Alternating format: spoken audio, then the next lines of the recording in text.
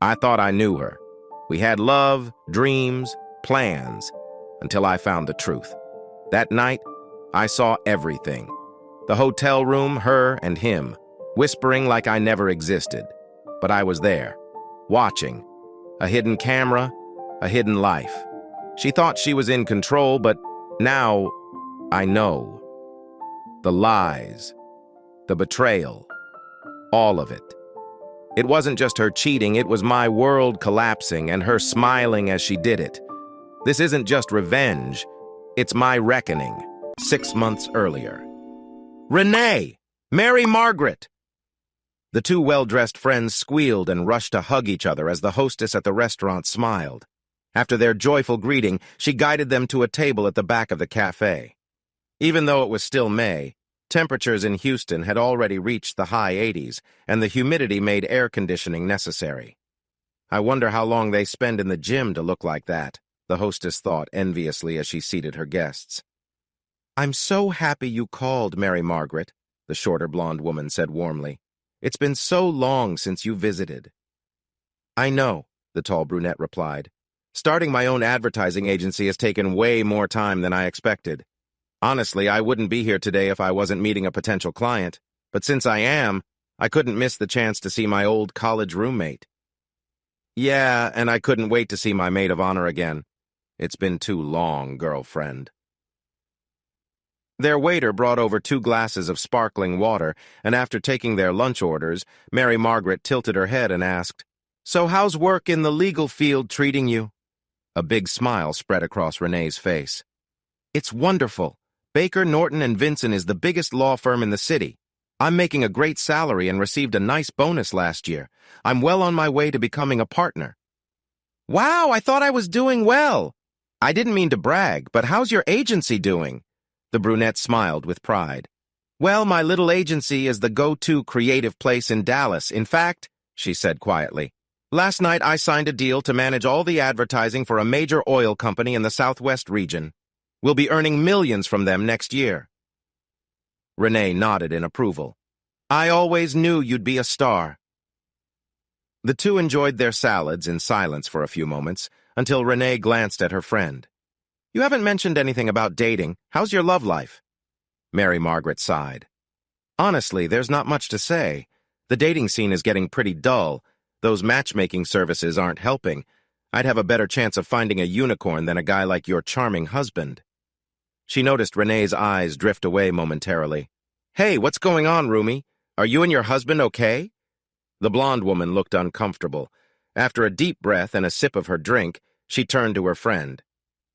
I've been wanting to share something, Mary Margaret, but you have to promise to keep it a secret. Of course. What's up? Rene hesitated, then whispered, I'm seeing someone else. Really? I'm surprised. I thought you and Robert were a perfect match. She leaned closer. What happened? Rene shook her head. No, that's not it. It's just that, well, she shrugged.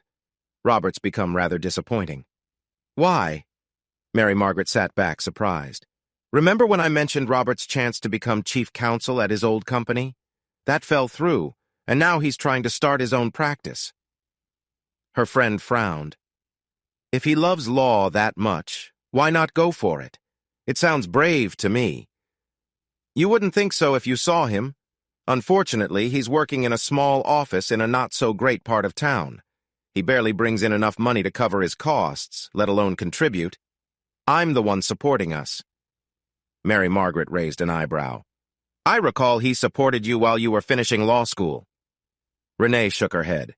Yeah, but that was different. I knew I'd succeed after graduation, and I have.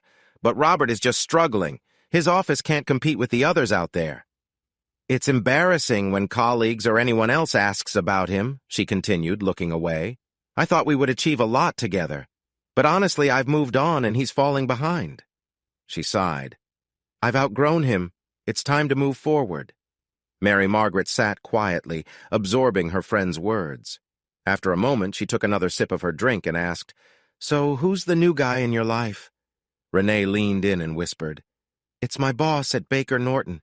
He's already a partner, and rumors say he'll become a senior partner when Mr. Baker retires. Sounds like you're aiming high. How long has this been happening?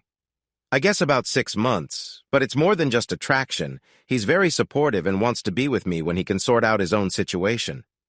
So you both have complicated relationships. Yeah, but Vance has a prenuptial agreement, so leaving his marriage won't be too tough. And what about you and Robert? Are you thinking about separating? Rene's expression darkened. That's the issue. We didn't think about a prenuptial agreement. If we break up, I might have to support him, and I won't do that. I refuse to finance his struggling law office forever. Mary Margaret shook her head. You know you're taking a big risk, girlfriend. Texas isn't a no-fault state. If he finds out, he could ask for more than just money from you. Rene looked at her friend with frustration. Remind me, who has the law degree here? Then she smiled to lighten the mood. Anyway, I'll find a solution. 3 weeks later, sadly, I didn't learn about my wife's conversation until much later when it was too late to change anything. That May morning, I knew for certain that both my personal and work life were not going as planned. Feeling down, I parked my car in the small shopping center where my office was. As I locked the door, I saw a for lease sign on one of the stores at the far end. Wasn't that the spot for that little crafts and candle shop? I wondered if they had closed down. I hoped the same wouldn't happen to my law practice. As I approached my office door, I lightly touched the sign on the wall. Robert L. Wilson, Esquire Attorney at Law. The sign was made of plastic but looked bronze. Maybe one day I would have one made of marble. Inside was quiet, but it was only 7 a.m., so I expected that. I had always liked to arrive early for work. There was no reason to change now. I checked my phone, but no new messages from potential clients. I sighed and sank into my chair. I opened my desk drawer and took out a file of paperwork I was working on for a client. It was pretty simple, but I decided to review it again just to be safe. I had the time. After a few minutes, I set my pen down and leaned back with a sigh. If only things had gone differently at Allied. I had been the operations manager at Allied Fluid Dynamics, a big local supplier for oil and gas pipelines. Things were going well. I was earning good money and was poised for more responsibility. Then Ben Masterson, the company president, brought me into his office with a surprising offer. Robert, Phil Larson came to see me yesterday. He wants me to know that he plans to retire in a few years, and Allied will need to find a new general lawyer. I hadn't known this news. Phil was a bit old-fashioned in how he dressed and acted, but he handled the company's legal matters well. Not an easy job in the oil industry. I respected him, even though we weren't close. Ben continued. Phil shared some advice. He told me we have 3 choices for finding his replacement. The first is to hire an outside law firm to take care of everything. But he also said it would cost a lot and take them several years to understand our business well enough. The second choice is to hire a smart lawyer and train them, but that won't be easy, and it will take time. Lastly, Phil suggested we look for someone inside the company who understands our business and send them to law school. I nodded. You know, Ben, that last option makes sense. Our business is unique. It may take less time to learn the law we need than to understand our industry. Ben smiled. I was hoping you would say that because Phil recommended you. Me? I'm just an operations manager. I couldn't do what Phil does. He told me he thought I'd be great for it, saying I had a talent for the law. Ben must have seen my surprise because he stopped me before I could argue. The company would pay for your school fees and costs. We want you to take classes at night while managing your responsibilities here. It will be a challenge, but if you succeed, you'll move into a high management role much earlier than expected. What do you think? I think I need to have a talk with Phil Larson, I said with a laugh. But seriously, Ben, I never thought about this. I need to discuss it with my wife. He agreed, so I went home and shared the opportunity with Rene. To my surprise, she was excited. This is amazing, love, she said. You could move up from a regular management job to a high-level position. If they invite you onto the board like Phil, you might even get some great stock options. Maybe, but this feels really challenging. The idea of going back to school is a bit daunting. Oh, don't worry. You're more than capable of handling the classes. Plus, you'll mainly study contracts and regulations, not criminal law. I just went through some of that material so I can help you if you need it. Come on, this is a fantastic opportunity. You have to take it. Okay, if you're behind me, then I'm in too. Great, she cheered. My friends will be so impressed. And that's how my legal career began. When I enrolled in the part-time program at the University of Houston Law Center, I found out I would be attending year-round for 4 years. I would take night classes, managing 10 credits each semester while keeping my job at Allied. Also, Masterson mentioned I would need to select someone to take over my operations job. It was a lot to handle, and there were times I questioned my decision. Too often, I was running on little sleep and too much coffee. Even worse, I had barely any time to spend with Rene. As it turned out, change was coming anyway. When she finished law school, Rene got a job at Baker, Norton, and Vinson, the biggest law firm in Houston. She was working long hours just like I was, balancing her job with my schoolwork. There were weeks when we only saw each other for a couple of hours. But every time we met, we agreed that the sacrifices we were making would pay off in the end. Even when I had doubts and felt stressed, I managed to get through. The pride I felt when I graduated confirmed I had made the right choice.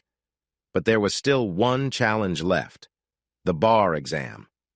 So, the Monday after graduation, I was back in class preparing for the tough 12-hour test over 2 days. 3 months later, when I saw my name on the list of those who passed, I felt a huge relief. Then, the following Monday, Ben Masterson called me to his office. I was excited and ready to start my new role, but I noticed Ben looked serious as I took a seat. "Robert," he said, sounding very serious, "I need to tell you something important. Over the weekend, the board of directors met and decided to accept an offer from Kinder Morgan to buy us. They want to move forward quickly, so next week Allied will belong fully to them." I was shocked. I had no idea this was even a possibility. What does this mean for all of us? "I'll be retiring, and so will most of the other directors. By next week, Kinder Morgan will have a new team here to manage daily operations." I held onto the edge of his desk to keep steady. "What will this mean for my job?" He looked down, unable to meet my gaze. "I'm sorry, Robert. The new company won't have its own legal counsel." "So I'm being let go?" He winced a little. "Not exactly.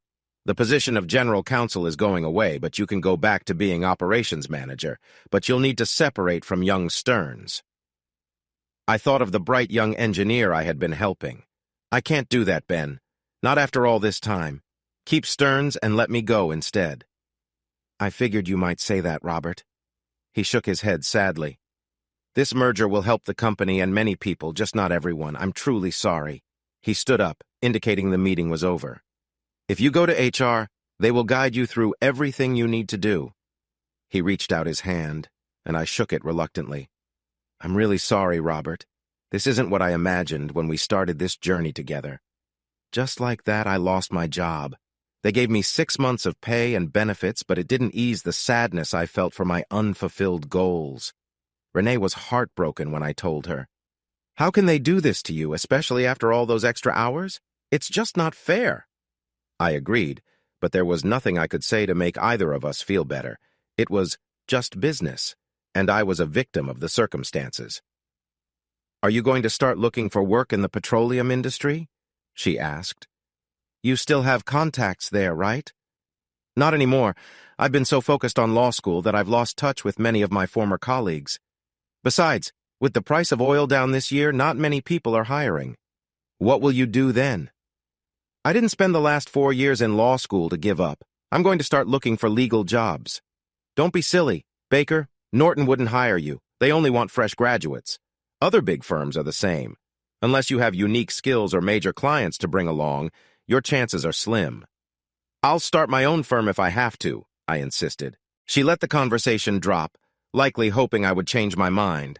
But 2 weeks later, when she found out I used my severance pay to sign a lease for office space, she became openly worried. "That place isn't great, Robert. You won't attract clients there." "You'll see," I promised.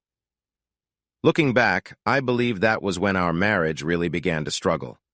Rene tried to hide her disappointment in my ambitious plan, but she clearly didn't like having to cover more of our living costs. I didn't like it either, but I couldn't convince her it was just temporary. She felt uncomfortable when friends and coworkers asked about my plans. She would speak about it vaguely and quickly change the topic. It was hard to get her to share my new office address. Our friends were supportive, but I could hear uncertainty in their voices. Because of this, I withdrew even more to avoid the usual "how's the practice going" questions. On the other hand, Rene's career was thriving. She was working more hours and handling important clients. Whenever we met people from Baker, Norton, all they could talk about was how well Rene was doing and how bright her future looked. So we weren't feeling any financial pressure despite my job loss. However, her success, combined with her frustration towards me, meant she spent more time at the office. That was the situation in late May when Hurricane Matty hit. I was reviewing one of my few active cases when I heard the front door open. I hurried out of my office and saw a young woman dressed professionally. She looked to be in her early 20s and seemed to lead an active lifestyle. I remember thinking that she might have run track in college, but what stood out about her the most was her hair. It was long and natural, framing her lovely caramel-colored face. I hoped she would be a paying client as I introduced myself and guided her into my simple office. Once we were seated, I put on my best professional look and said, "How can I help you today, miss?" She reached across the desk to shake my hand, her smile lighting up the room. "I'm Madison Armstrong, but everyone calls me Maddie. I'm not looking for help. I'm here to help you." Before I could reply, she slid a folder of papers across the desk. "I've just finished my first year at the University of Houston Law Center with great grades, as you'll see. Now I'm ready to spend the summer as your legal intern." This was not what I expected. To buy myself some time before disappointing her, I opened her folder and took a quick look. She had done very well, honor society, high test scores, and ranked among the top students in her first year. But then I noticed something odd. Isn't it a bit late to be looking for an internship? And with such good grades, shouldn't you be aiming for one of the big law firms downtown? Her bright smile faded for a moment. "You're right. Honestly, I had an internship lined up with a firm, but they recently told me there was a mix-up, and they don't have a position for me anymore." I shook my head sympathetically. "I've heard a bit about that firm. They're not known for much diversity." Her smile returned. "Well, their loss is your gain. I really want hands-on experience, not just spending my summer making coffee and filing papers. I want to work with real people and face everyday challenges like the ones you deal with." I admired her determination, but I knew I couldn't help her. "I'm sorry, Miss Armstrong, but I can't take you on either." I saw a flash of frustration in her expression, so I added quickly, No, it's not what you think. I'd love to have someone with your skills here, but look around. It's clear I'm just trying to keep things running. I can't afford to pay you an intern's salary. I'm really sorry." She looked at me for a moment, then her smile brightened again. "Then it's settled. I'll work for free. I can stretch my student loans to cover my living costs this summer." She winked at me. "I happen to like ramen noodles." "Wait, I can't do that. I don't want to take advantage of you. It wouldn't be fair." She looked determined. "You can't take advantage of me if I know what to expect and agree to it.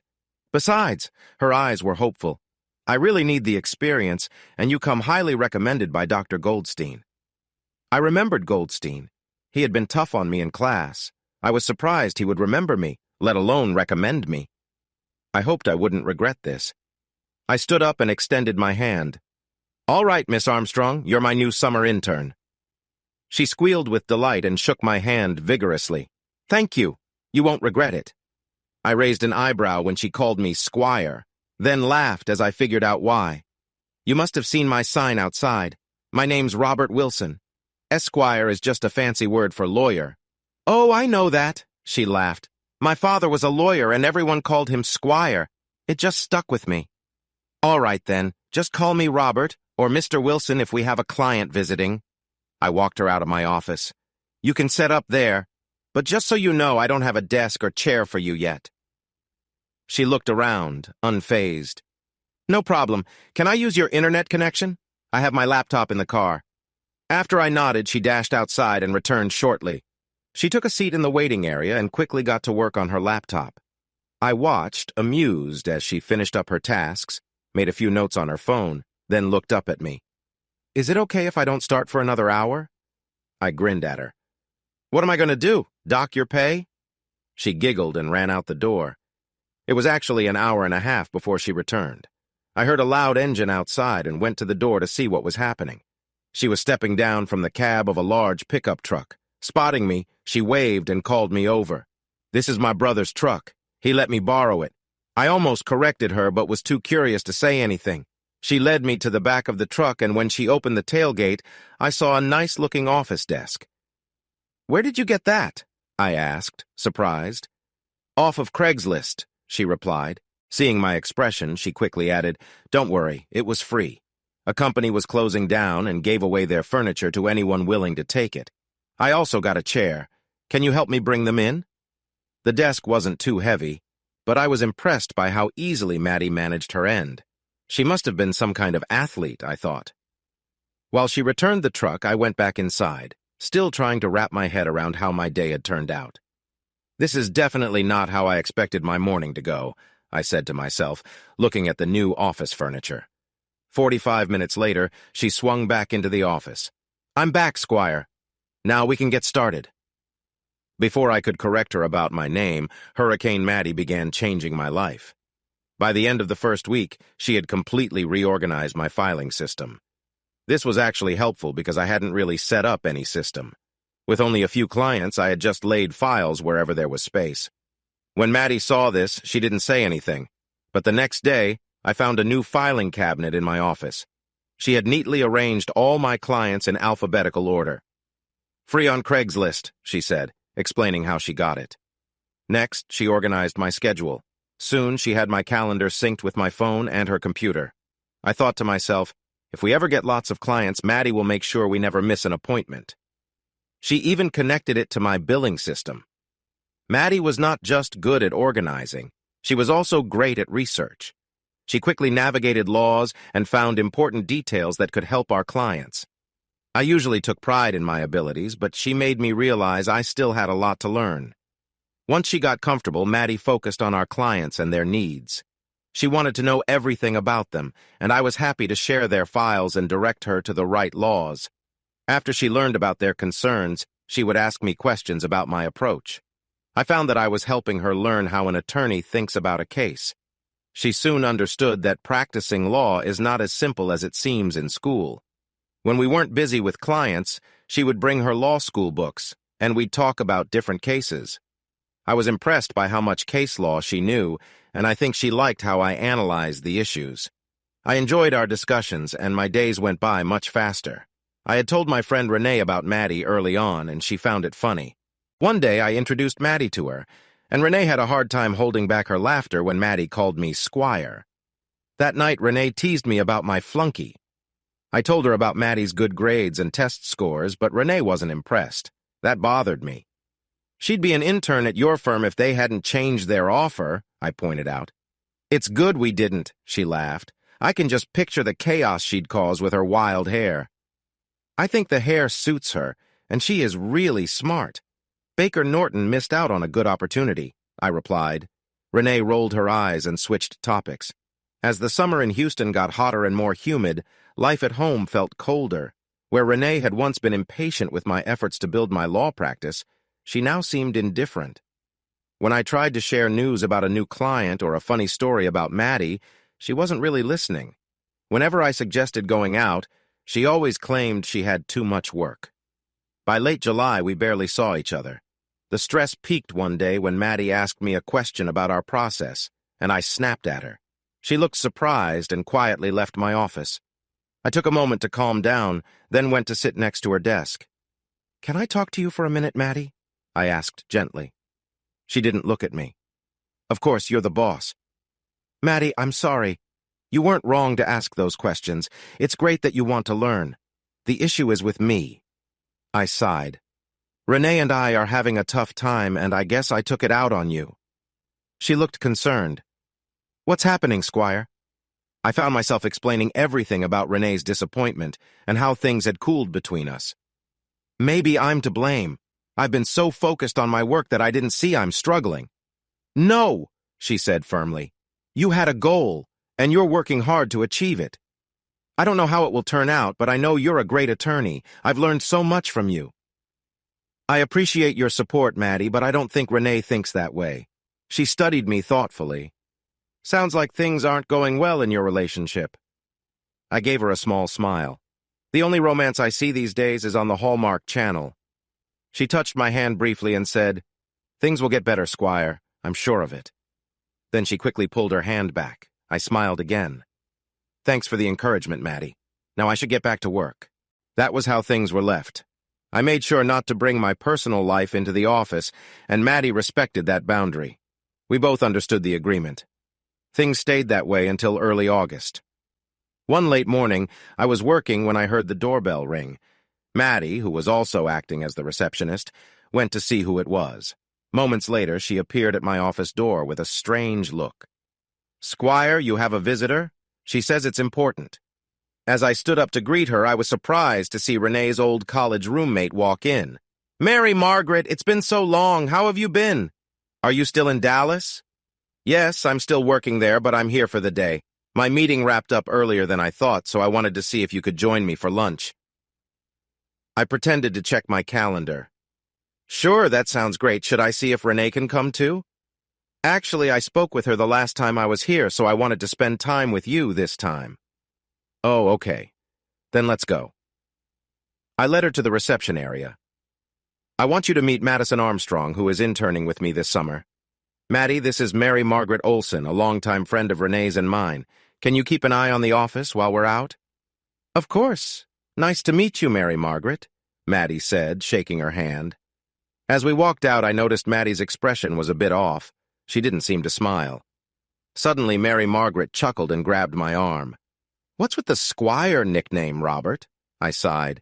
"That's just Maddie. It's a whole story. Mary Margaret took me to a lovely bistro a bit farther than I expected. The food was worth the trip. Over lunch, we talked about our lives and shared memories of college days. It was nice, but I felt a bit uneasy. Mary Margaret was much closer to Rene than I was. After the waiter took our plates, Mary Margaret looked closely at me. "So, how are you and Rene doing these days?" We're fine. Why do you ask?" She waved her hand lightly. "Oh, it's nothing. I just heard from Rene that starting your firm has been a lot of work. I was a bit worried about you both." What had Rene told her about us? "Things have been a bit stressful, but we'll manage." She smiled softly. "You know, when you and Rene first started dating, I thought very highly of you. She picked well, and I hope she remembers that." I sat quietly, not sure what to say. Something felt off, but I couldn't put my finger on it. On the ride back to the office, we chatted easily, but just as I was about to step out of the car, she squeezed my hand gently. "I care about you, Robert. Please keep in touch. If you ever want to talk, you know where to find me." With that, she gave me a friendly gesture. I waved goodbye and walked into the office where Maddie awaited me. "How was lunch?" she asked in a flat tone. "It was nice. We caught up on things and talked about our college days." "For 2 hours?" I checked my watch and was surprised. Time really flew by. Maddie looked at me oddly. "Be careful with her. She seems very interested." "Don't be silly, Maddie. She's just a friend of Rene's." "I'm just saying, Squire." After that, she went back to her desk and I returned to mine. Yet it took me a while to focus. What an unusual conversation. Was she really interested in me? And if so, why now? It felt strange. I decided to tell Rene about lunch so she wouldn't think I was keeping secrets. But Rene got caught up in a meeting that night, and by the time she got home, I was already in bed. I forgot to mention my lunch companion. If I was feeling frustrated before, the next week brought even more worries about my marriage.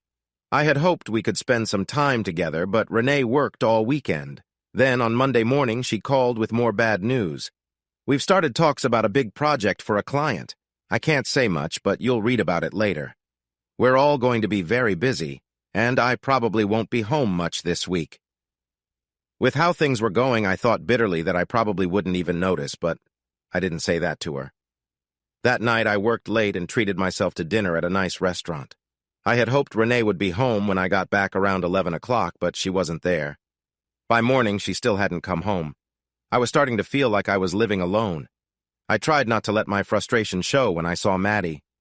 Later that afternoon, I heard the front door chime, and a minute later, Maddie appeared at my office door. "You've got a visitor, Squire," she said, looking excited. What was going on with her? When I stood up to greet my guest, I was taken aback.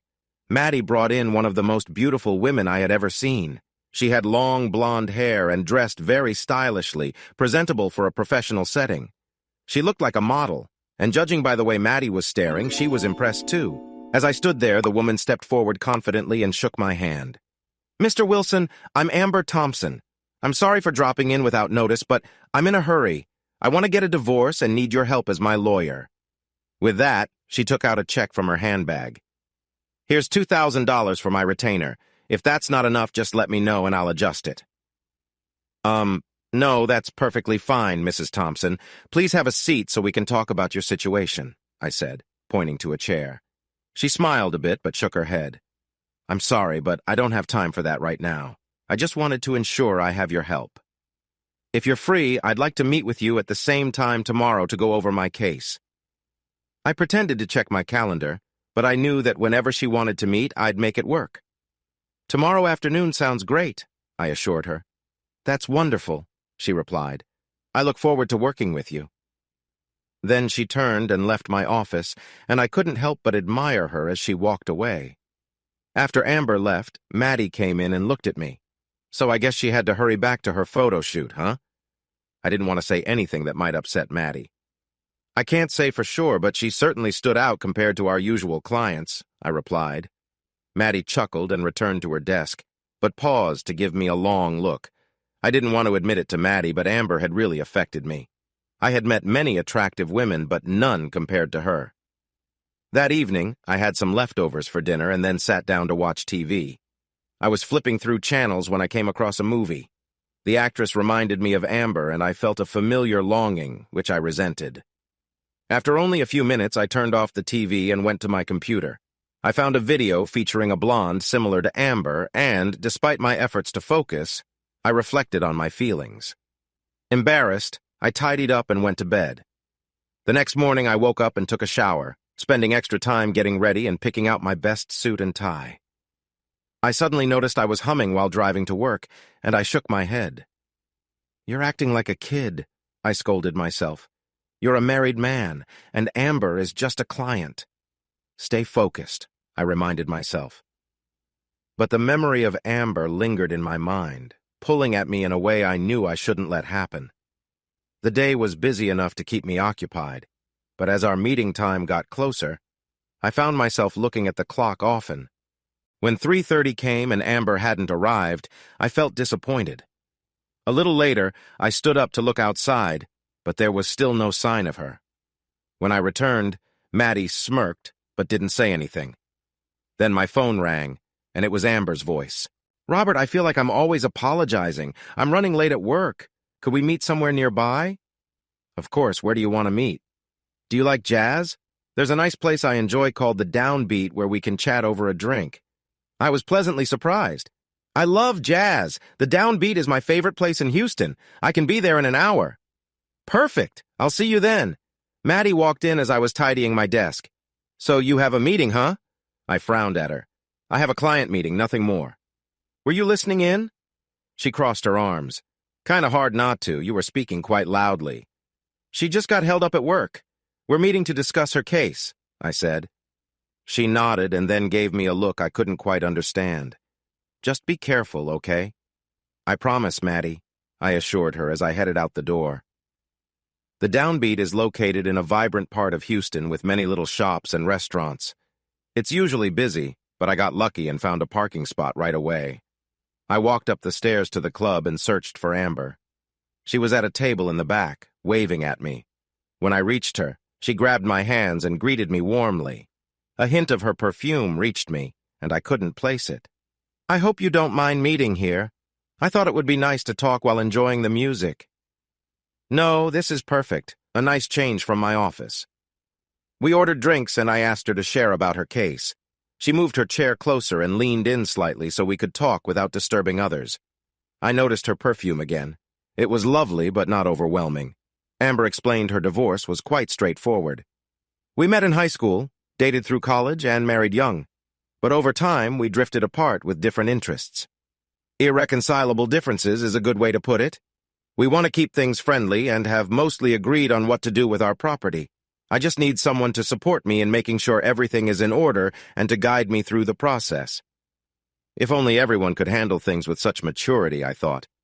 Of course I can help with that. Thank you, she replied softly. Now, if we're going to work together, I'd like to know a bit about you too. That wasn't a usual request from a client, but I didn't mind sharing a bit of my story. We began to exchange details about our lives, talking about where we came from and what shaped us. As we talked, the waitress brought more drinks and some snacks, and two nice things happened. First, Amber turned out to be a good listener. She really seemed to care about what I was saying. Second, when she started sharing about herself, I was surprised to find we had a lot in common. We liked the same music, had been to many of the same concerts, enjoyed the same movies, and loved the same foods. It felt almost unreal. As we began our third round of drinks, I thought that it seemed like we were meant to meet. Then I remembered Rene and felt a twinge of guilt. But I quickly recalled how tense things had been between us lately and how she had left me feeling alone this week. My guilt faded. I was just enjoying the company of someone new, I told myself. We had been talking long enough that we had finished a fourth drink. During a break in the band's performance, Amber leaned over and said, "I need to go to the restroom. Please wait. I'll be back soon." As she walked away, I couldn't help but admire how gracefully she moved. When she returned, I realized I also needed to use the restroom, so I excused myself. While I was waiting, I couldn't stop thinking about how charming Amber was. After washing my hands, I checked my reflection. Back at our table, another drink was ready for us. Before I could speak, she smiled and said, "After this one, I'll need to leave." I didn't want the evening to end, so I settled beside her and picked up my drink, planning to enjoy it as long as I could. The band was back, and as we enjoyed our drinks, she leaned over and said excitedly, "I love this song." They were playing a classic by Miles Davis, one of my favorites too. I smiled back and we sat close, enjoying the music. A minute later, she rested her head gently on my shoulder, and the sweet scent of her perfume surrounded me. The moment felt magical as I realized I was lost in the atmosphere. There was no doubt this time, just a sense of happy anticipation. As we finished our drinks, we shared meaningful looks, both caught up in the moment.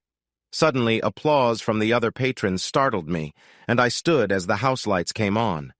Amber leaned closer and whispered in my ear, "I took an Uber here. Could you give me a ride home?" "Of course," I replied, eager to help. "Lead the way," she said, and I took her hand, leading her to my car. I opened the door for her, feeling a surge of excitement as she got in.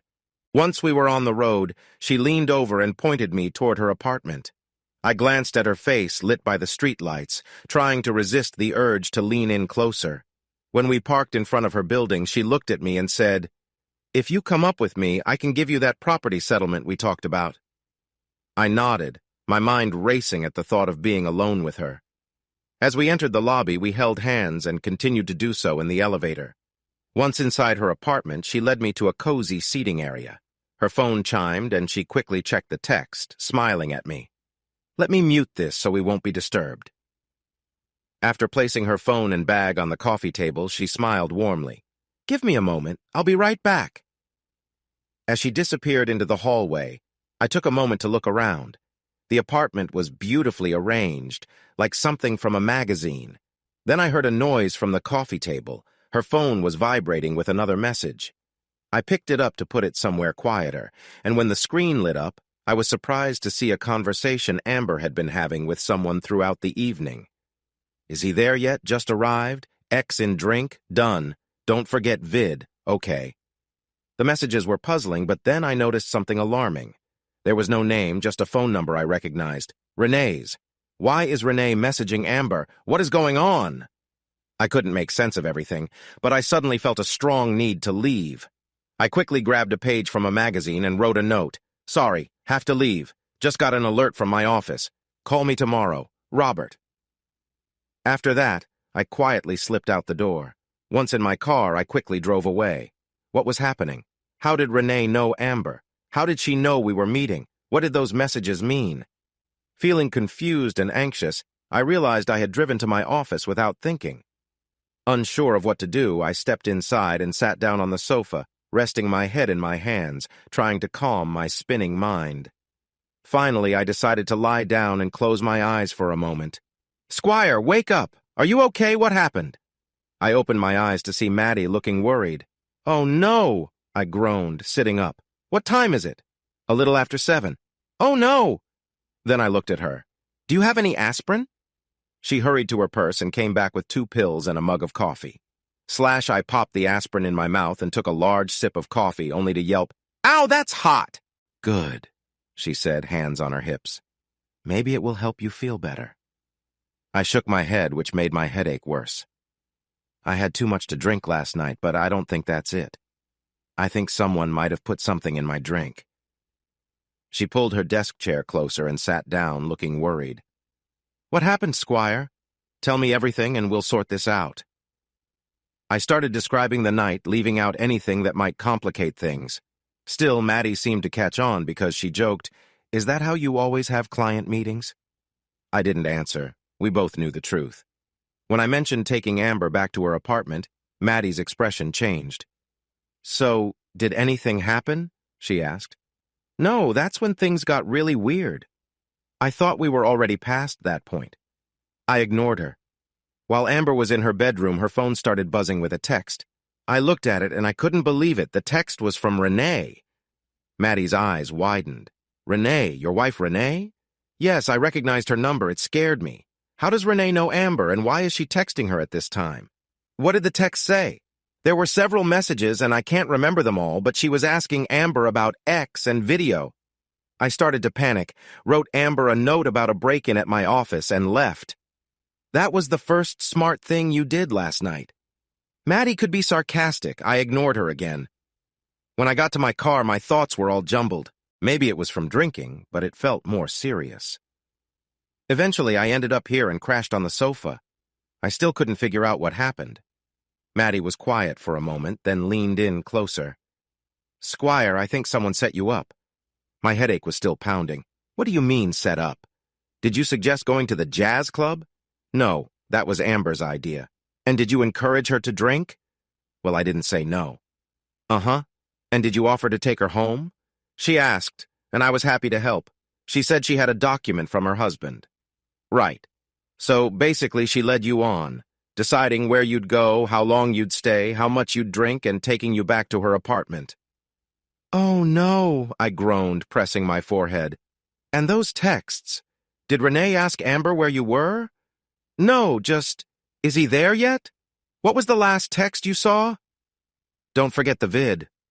So, what do you think was taking Amber so long in the bedroom? She said she needed to freshen up, but I hoped she was getting ready for a nice evening. Maddie rolled her eyes. If a woman is really interested in you, it doesn't take long. I bet she was making sure a hidden camera was ready to capture everything. I could think more clearly now, but my mood was getting worse. This can't be happening. You might be right. Suddenly it hit me. And Rene probably planned to use Amber to create trouble for me. Now Maddie looked puzzled. But why would Rene want to create trouble for you? I thought she was the one with all the money. Exactly, I said, everything falling into place. She wants to claim I'm unfaithful so she can avoid sharing her money with me. I shook my head in disbelief. I knew things were tough between us, but I never thought she'd go this far. But who is Amber? And why is she involved? Isn't it clear? She was used to trap me. Rene probably hired her. I paused. But Amber seemed to know so much about me. We had a connection. Just then my phone rang and I recognized the number. It's Amber, I whispered to Maddie. Get her here. If we can talk to her, maybe we can figure this out. I found it funny that Maddie wanted to play detective, but I wanted answers too, so I answered. Hi, Amber. Sorry for leaving so suddenly last night. I thought there was a break-in at my office, but it was a false alarm. Can you bring that property document over this morning? And if you're free after work, maybe we can continue our conversation. Maddie made a face, but Amber sounded willing and a bit relieved. She promised to stop by before noon. You're not planning to meet her again, are you? Maddie asked after I hung up. I smiled at her. No, I'm not that careless. But if she's still trying to get my attention, I wanted to give her a reason to think it might happen. Maddie nodded, and I saw a small smile on her face before she got serious again. While we wait for her, let's do some research on Amber Thomas to see what we can find. We sat side by side at Maddie's computer. First things first, I said. Let's check the court records to see if Amber Thomas filed for divorce. No surprise, nothing there. With no clear leads, Maddie did a quick online search for Amber Thomas Houston TX. We found over 40 results, with jobs ranging from teacher to technician to homemaker. This is going to take a while, I mumbled. Then I had an idea. Let's take a look at the police records and see if we can learn anything. If she has a history, it might provide a clue. It seemed promising, but we didn't find anything helpful. Maddie shook her head. Amber Thomas is probably not her real name. Then, suddenly, she brightened. What was the address of her apartment? We might find something from that. After I shared the address with her, she quickly checked the property records. After a bit, she looked at me worried. Squire, if I'm reading this right, the apartment where you brought her was bought by Baker, Norton, and Vinson 5 years ago. That is interesting. Let me look into this law firm more, she said, and started searching their website. She found a long list of employees, but none of them were named Amber Thomas. Maddie sighed and was about to close the page when she stopped. Hold on, look at this. She pointed to a name, Amber Tompkins, listed in accounting. When she clicked it, there was a photo of Amber. Squire, she works for your wife's firm. I shook my head in confusion. They might work at the same firm, Maddie, but Amber is on a different team. She wouldn't be involved with Rene. Well, at least we figured out where Rene found her. Maybe we can put more pieces together when Amber arrives. We tried to work, but it was hard to concentrate. At 11 o'clock, we heard a car pull up outside. Then Amber walked into my office, looking just as beautiful as I remembered. Before she could say anything, Maddie walked in behind Amber. I motioned towards her. I don't think you've met my assistant, Madison Armstrong. Amber seemed surprised, but quickly smiled and extended her hand. It's nice to meet you, Miss Armstrong. I'm Amber Thomas. And nice to meet you too, Amber Tompkins, Maddie said without warmth. Amber's face went pale for a moment, but she quickly steadied herself. I think you might have misunderstood. It's Amber Thomas. Maddie held her gaze. I meant what I said. Amber Tompkins. Amber glanced nervously at me for help, only to see my serious expression. We know who you are, Amber. Now it's time for you to explain what's going on. Amber looked troubled as she shifted her gaze between me and Maddie. To our surprise, she began to tear up and sat down. I never wanted to be part of this. I told Rene it was a bad idea, but she wouldn't listen. She wiped her eyes with a tissue. Okay, tell us the whole story. Rene planned everything. She set things up to distract you at home so that I could be more convincing. She coached me on everything, your likes and dislikes, so you'd feel comfortable. And to make sure that worked, she had me add something to your drink. When I went to the restroom, I said bitterly. Right. Then I convinced you to take me back to the firm's guest apartment. I exchanged glances with Maddie. That explains why it felt so empty and unwelcoming. I looked back at Amber. There wasn't a single personal touch in the room. She nodded, looking regretful. And when you returned to the bedroom, what were you doing? I was getting ready. She looked away, slightly embarrassed. Rene mentioned your preferences. I doubt that was all you were thinking about, Maddie interrupted. Amber avoided our gazes. I turned on the camera Rene gave me, making sure it was pointed at the bed. Maddie huffed, frustrated, while my curiosity grew. Why, Amber? Why did you and Rene set this up against me? She met my eyes, her desperation clear. She didn't share much, but I think it's obvious. She wants out of your marriage to be with Hoffmeister. Many people know they're involved. Vance Hoffmeister? He's her boss. The firm wouldn't support that. Amber shook her head. The higher-ups don't know. Once they're both divorced, there's nothing the firm can do. They'll just move her to a different boss. I turned to Maddie. We were right. This was all part of a plan. Get clear proof of my supposed unfaithfulness, then go for a quick divorce with little trouble for her. I've heard Rene is in line for a promotion soon, Amber added.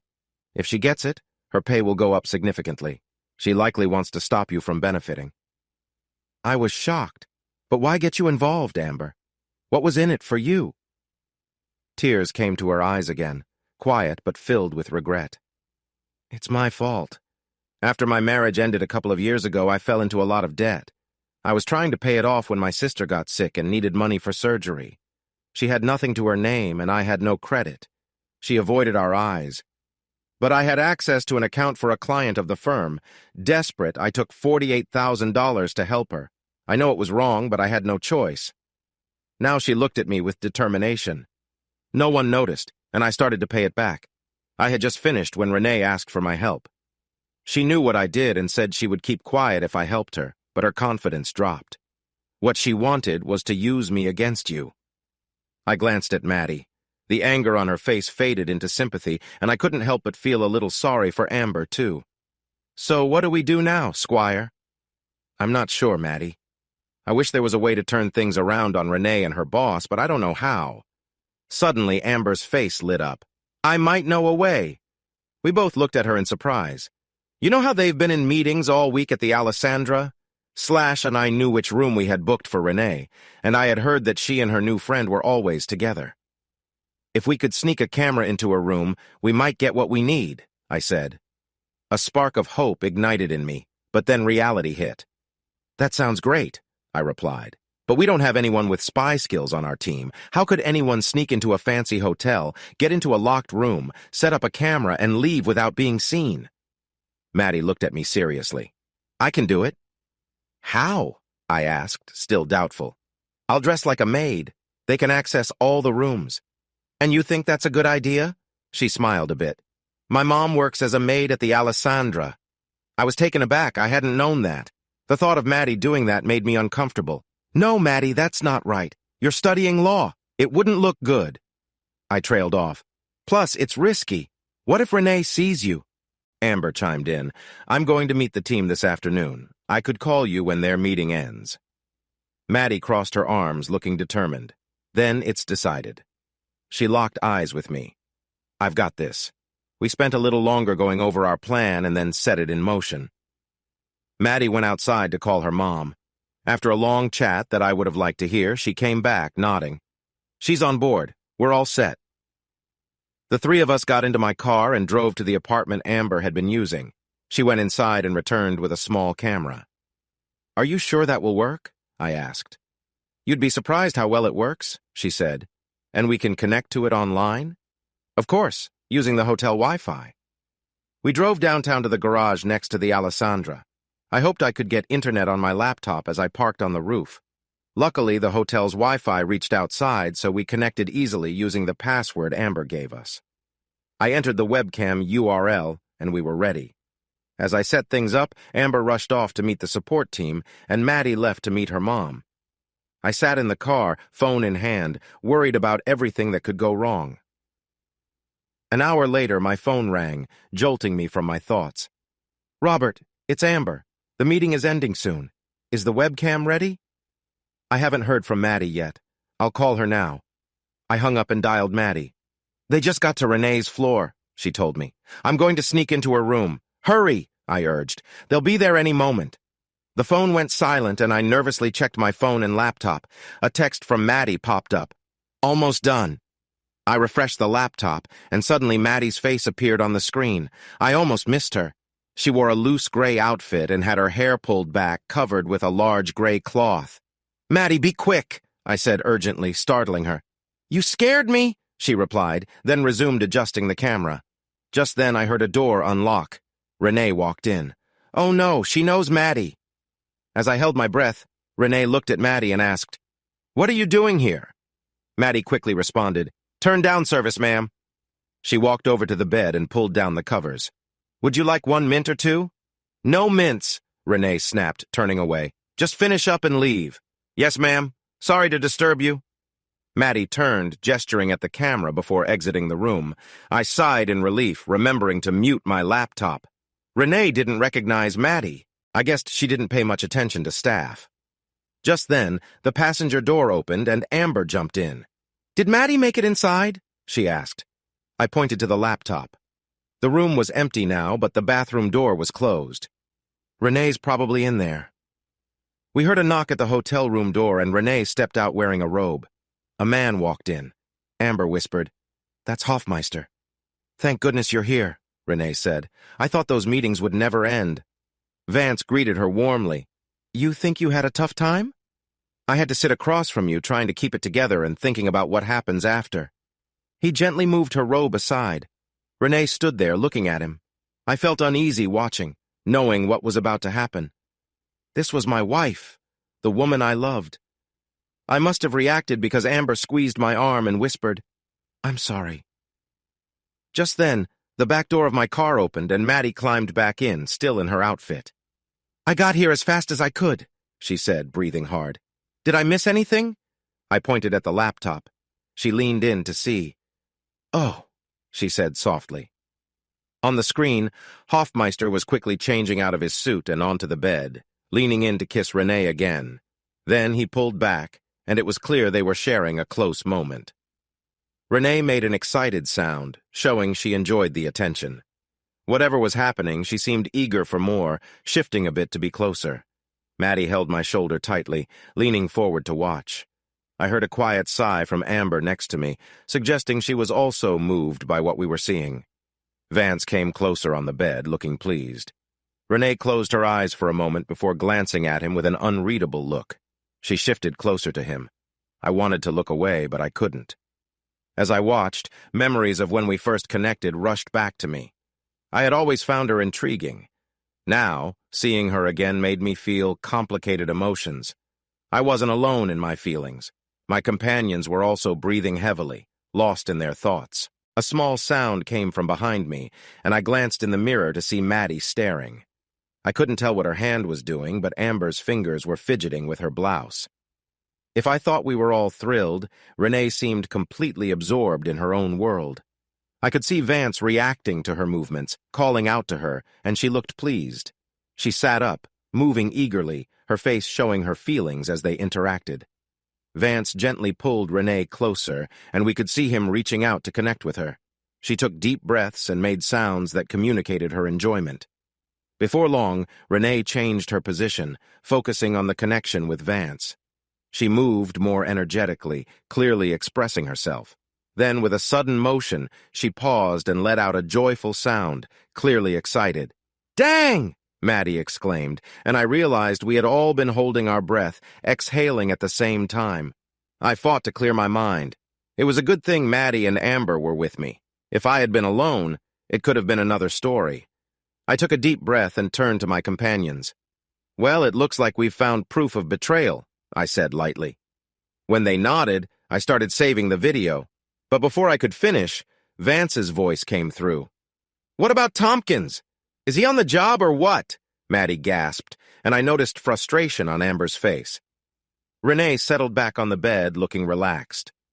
"I spoke with Amber during a break today," she reassured him. "She said she'll talk to Robert again tonight and we'll get the information we need." "I hope so. You don't think she's second-guessing, do you?" "She can't. We have her tied to the embezzlement and she knows it." He nodded. "And once we have that video, you'll have him cornered too." She smiled. "If he denies it, I'll threaten to report him for misconduct." Vance looked at her doubtfully. "Are you sure that will work? Didn't the Texas bar vote against sanctions for that?" "Doesn't matter," she grinned. "A solo practitioner can't afford to have a bad reputation. If that rumor spreads, he'd have to leave town. Plus, judges here don't take kindly to those who betray others, so once I file, I should be able to get a quick ruling." Then her expression shifted. "What about you? When can you end things with your wife?" "We've talked it over, Rene. I can't move until Baker is gone. I hear he's thinking of retiring after Christmas. Then I can do what I need to." He glanced at her, seeing the worry in her eyes, and reassured her. "The timing will work out perfectly. By then, your marriage will be over, and after I file, we can be together freely. We'll have a whirlwind romance and get married soon, you'll see." "Okay," she sighed, "but it's hard to hide like this." A teasing smile spread on her lips as she leaned closer. I reached over and switched off the web feed. "I think we've seen enough." My companions looked at me with understanding, and we sat in silence for a few moments. Then Maddie squeezed my shoulder again. "Squire, I need to head out. I have to return a key and a uniform to my mom, and she wants me to stay for dinner. She says I've been ignoring her." "Of course, Maddie, I get it. Thank you so much for what you did today. You took a big risk, and I shouldn't have let you. But without you, we wouldn't have this video." "You know I'd do anything for you, Squire." She looked a bit emotional. "Anyway, I have to go." With that, she hopped out of the back seat and rushed to the elevator. I turned to Amber. And the same goes for you. If you hadn't helped, I'd still be in the dark about Rene's plans. She smiled and gave my hand a comforting pat. After everything that happened, I really wanted to help you. Yeah, but you were under a lot of stress. True, but you still gave me a chance to make things better. I really appreciate that. She sat up a bit straighter. So, what's next?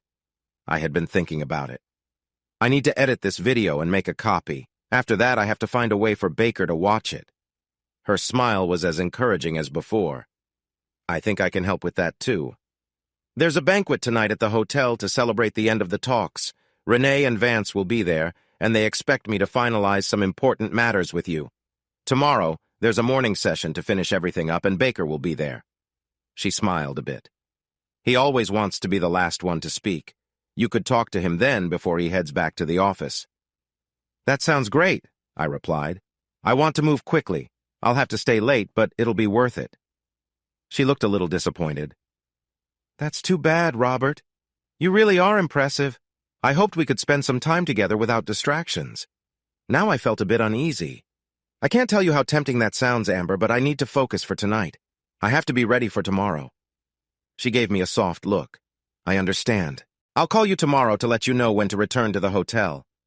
As she got out of the car, I added, Amber, I really appreciate all your help. I want you to know I'll take care of you. She smiled brightly. I'm happy to support you too, Robert. I couldn't believe I turned that down. I scolded myself as I watched her walk away. After she left, I drove to a small restaurant I liked and grabbed some food before heading to my office. Another evening of eating at my desk while I worked. My first task was to edit the video we had just made. Nothing major, just focusing on the key points. It took some time, but once I was happy, I made a copy for Baker. Next, I took out my law books to review contracts. I had really thought about what I wanted from the challenges in my marriage. I didn't want to make any mistakes. I worked on the contract for several hours. When I finished, I printed out several copies and put them in a big envelope. Then I settled onto the old office sofa to rest. Now that I'd completed everything for the night, I took some time to think about my situation. While editing the video, I kept thinking about Rene and our marriage. I had cared for her a lot and thought she felt the same. What had changed? It was clear I had disappointed her. She wanted a partner with a better title who made more money. I had wanted similar things, but when my plans at Allied didn't go well, I still wanted to practice law. I looked around my simple office. Even if it wasn't fancy or very profitable, it was mine, and I was doing what I liked. Why couldn't Rene see that? Even if I had disappointed her, that didn't mean she should try to make things harder for me. It hurt to know she had moved on. It was painful to realize I had been misled. But she wasn't content to end things peacefully. She wanted to make sure I struggled. Her actions were painful, and I found it hard to understand her betrayal. Because of her choices, my life was about to change a lot. No matter how things turned out tomorrow, my life would never be the same. I would be closing the door on my legal career. I would be leaving Houston. Thanks a lot, Rene. I lay back, closed my eyes, and tried not to think too much about the changes coming my way. I must have dozed off because the next thing I knew, Maddie was shaking me awake. Squire, are you okay? Hi, Maddie. Yes, I'm fine. I worked late on our plan and guess I fell asleep. I sat up and looked at her curiously. What are you doing here? It's Saturday. You shouldn't be working. Her expression changed, and I thought she might cry. I know, Squire. I just wanted to say goodbye in person. I jumped to my feet. Goodbye? What do you mean? I have to go back to school. Monday is the first day of classes. No, that can't be true. She shook her head sadly. I'm afraid it is. But you can't go, Maddie. What will I do without you here? Now tears began to flow down her cheeks. I thought I'd be excited to go back to school, but this has been the best summer of my life. I've learned so much from you and experienced so much excitement. A smile appeared on her face again. My classmates will be so envious when they hear about my summer internship. I stood there, shocked at the idea of her leaving. I knew deep down she would have to go back to school, but with all that had happened, I had completely forgotten. Maddie, I don't know what to say. I'll write you the best recommendation anyone has ever received, if that will help. I would do anything for you. I just wish you didn't have to leave. She hugged me tightly. I'll always remember you, Squire. She waved goodbye and dashed for the door before I could say anything more. I could hear her crying, and honestly, it made me feel a lump in my throat, too. Just then, my phone rang. It was Amber. I hope you're ready, she whispered, like she didn't want anyone to hear. The meeting will wrap up in half an hour, so hurry. Thanks, Amber, I said with a serious tone. I'll be there soon. When I stepped off the hotel elevator on the 21st floor, Amber rushed to greet me, panting a little. You just made it! She gestured to the double doors behind her. He should come out any moment now. Thanks, Amber. You should probably find a place to wait. Good luck, she whispered as she quickly walked away. I turned just in time to see the conference room doors swing open. Roger Baker stepped out, followed by a few assistants who listened to his instructions. I took a deep breath and stepped in his way. Hello, Mr. Baker. He looked surprised at first, and his aides shifted nervously, then recognition crossed his face. I know you. You're Rene Wilson's husband, right? I nodded. You have a good memory. He smiled softly. What do you need from me, young man? I wanted to warn you that on Monday I'll be filing a lawsuit against your firm that could hurt its reputation. Everyone around us gasped, but Baker just smirked. Really? And what's your reason for suing us? Let's start with fraud, negligence, misuse of funds, and more. Should I continue? Baker waved his hand dismissively. Talk is cheap.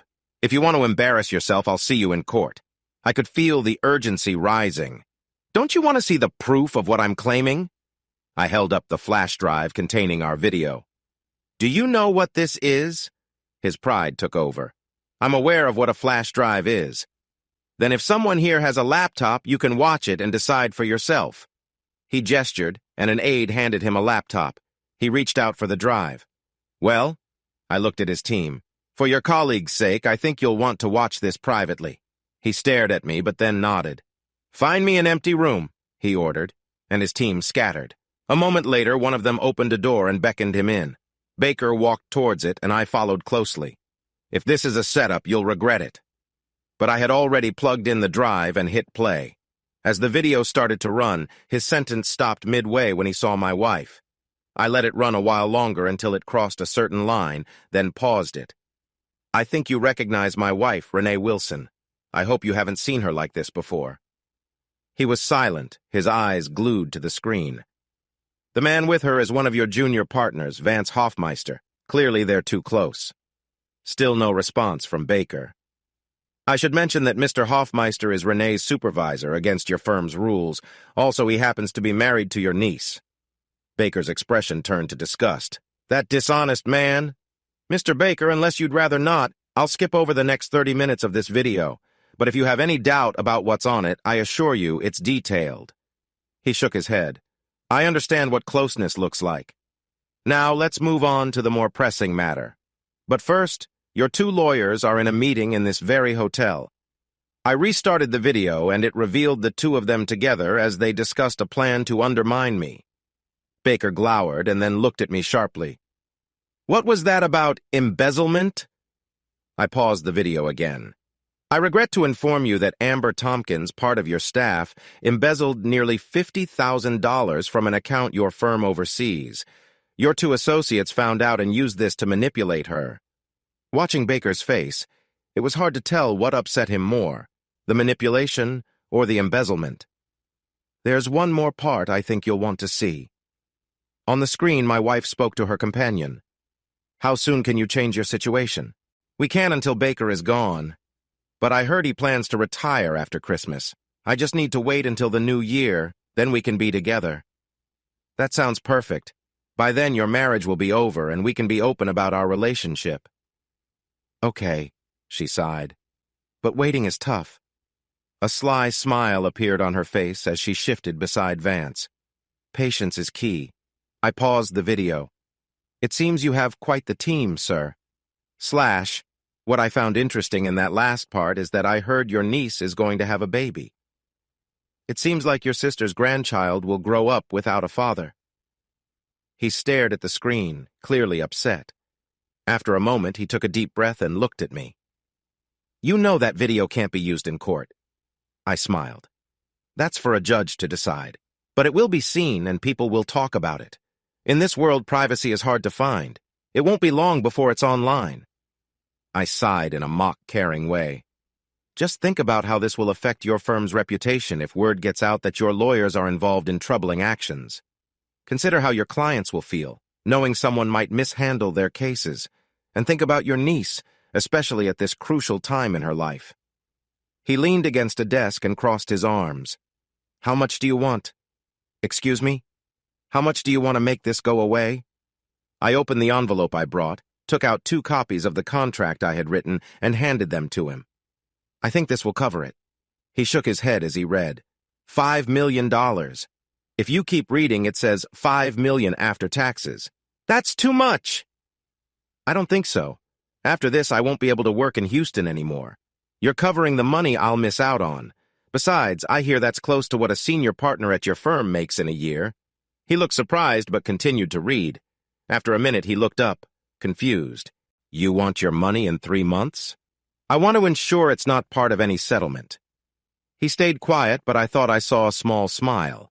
The next line caught his attention. Amnesty for Tompkins? Why do you want to protect her? She only took that money to help her sister who needed an operation. Plus, she paid it back before anyone found out. I think she deserves some kindness. He sighed and kept reading. Eventually, he looked at me again. You know I can't sign anything right now. I need another lawyer to check this. I chuckled softly. The top lawyer in Houston can't review a simple contract? Listen, you can either sign now or I'll take that video to the Houston Chronicle. That's pressure, young man. No, sir, that's just negotiating. He glared at me for a moment, but then reached for his pen. If you break this agreement, there will be trouble, he warned. Keeping this quiet is in my best interest too, sir. He shook his head in disbelief, but signed and dated both copies. When he finished, he handed me my copy and surprised me with a nod. I would have done the same if I were in your shoes. I didn't expect that. Then a thoughtful look crossed his face. I think it's time to talk to Rene and Vance. Want to stay and watch? You've earned it. I would like that, I replied calmly. He opened the door quickly, startling the people waiting outside. I want to see Hoffmeister and Wilson in here now. The crowd dispersed. A few minutes later, there was a knock, and then Rene and Vance came in. You wanted to see us, Mr. Baker? Rene asked, then noticed me. Robert, what are you doing here? Baker interrupted. Miss Wilson, I've been watching you during this week's talks, and I must say you've done well. She smiled at the compliment. Well, thank you, sir. But Baker wasn't done. So you can understand my disappointment in needing to let you go. What? She exclaimed. Why? Baker pointed at me. Your partner has shared some interesting things about your marriage. I could see her thinking quickly. Sir, anything he said isn't true. Robert and I are getting a divorce. He will say anything to make me look bad. Baker smiled slyly. I'm not worried about his words, Miss Wilson. It's your own I'm concerned with. With that, he turned the laptop around and clicked play. When the video started, both Rene and Vance gasped. How could this happen? Vance asked, while Rene tried to close the laptop. But Baker stopped her. Let's watch and listen a little longer. As the two watched in shock, Baker let the video continue, showing their questionable actions. When it ended, Baker closed the laptop decisively. I said you were a good attorney, Miss Wilson. Would you like to explain how many rules you broke in that video? But Mr. Baker, that's enough, he said sharply. Then he opened the door. Mr. Rosen, he called to one of his aides. Please take Miss Wilson back to her office and stay with her while she clears out. She can only take personal items, no work files or electronics. Make sure everything is checked, then show her out. Do you understand? The aide nodded. Yes, sir. Rene gave Vance one last astonished glance before she left. During this, Hoffmeister had backed into a corner trying to blend in, but it didn't work. Baker turned to him instead. Under different circumstances, Hoffmeister, you would be leaving with your friend. However, I care about my sister and her daughter, and I won't dismiss the father of her child no matter what I think of you. That said, I'm removing you as a partner, effective immediately. I'm assigning you to a new role as my personal assistant on special assignment. You'll be sent somewhere where you can focus without distractions. Now please go home to your wife. And Vance, Treat her with the respect she deserves. Understood? Yes, sir, he replied, and quickly left the room. Baker slumped in his chair and turned to me. Well, Mr. Wilson, are you satisfied? Yes, sir, I am, I answered. Good. Then please leave. I need to speak with my partners and get back to work. It's clear this place needs a lot of attention. He tilted his head and looked at me carefully. You know, I might have hired the wrong Wilson. Then he became serious and looked at me closely. That said, I'd prefer not to see you again. I smiled and moved toward the door. Likewise, I'm sure. Then I left, holding my copy of the contract tightly. 2 days later, on the Monday after the big meeting at Alessandra, I filed for divorce because of infidelity. Baker surprised me by arranging a fast hearing with a judge who understood my situation. I guess he wanted to keep things private and avoid a long process. Rene didn't fight the divorce. She knew about the video I had taken and didn't want it shown in court. Even though I couldn't share it due to an agreement, she didn't know about my deal with Baker. I chose not to explain that to her. Soon after I filed, she called me, asking if there was a way to forgive her. Even if I could forget your lies, I could never forgive your betrayal, I told her. She didn't argue further. It probably helped that I offered her a simple property settlement. You take yours, I take mine, and we split anything we own together. I chose not to make it complicated because I didn't want to fight. She accepted my offer and decided to move on. We put our house up for sale and priced it to sell quickly. It did sell, and although we didn't make any money, at least it was no longer our responsibility. One more task completed, one more tie between us cut. While waiting for the divorce to finalize, I focused on wrapping up my legal practice. I managed some clients in the time I had left and referred others to a lawyer I knew who was just starting out. During all this, I spent a lot of time thinking about my life and my future. Practicing law in Houston didn't seem possible anymore, especially with someone like Roger Baker as an opponent. Reviving my own law practice wasn't an option. Going back to the oil industry wasn't possible either. As I told Rene, the business had changed. My skills were outdated and my contacts had moved on. The good news was that thanks to my agreement with Baker, I wouldn't need to worry about a job for a while. So I decided to escape the hot, humid Houston weather and take a long vacation on a beach with cool ocean breezes. After some research, I chose the Pacific coast of Costa Rica. It seemed perfect for relaxing and thinking about my future. Those plans should have made me happy, but instead I started to feel down. In fact, I realized I had been in a low mood ever since my big confrontation with Baker. Most people would wish to be in my position. So why wasn't I? Part of the issue was the end of my marriage. I didn't miss Rene. She had made me feel indifferent toward her. But I'd always pictured myself with a wife and family, and I couldn't help but feel the loss of that dream. That wasn't all I had lost. After working hard to finish law school and starting my own firm, leaving the practice felt painful. I was also leaving the city where I had spent the last 10 years, and it was likely I might never return. With all those big changes, I had good reasons to feel down, but I also knew there was something else missing. I looked at the pictures of Costa Rica again.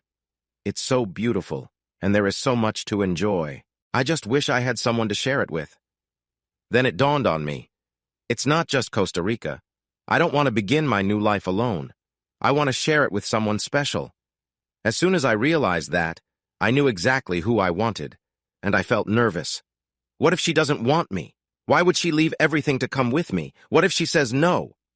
I sat there debating with myself, trying to find the courage to ask her, but then talking myself out of it. If you enjoyed watching this video and want to stay updated with our latest content, don't forget to hit that subscribe button and turn on notifications.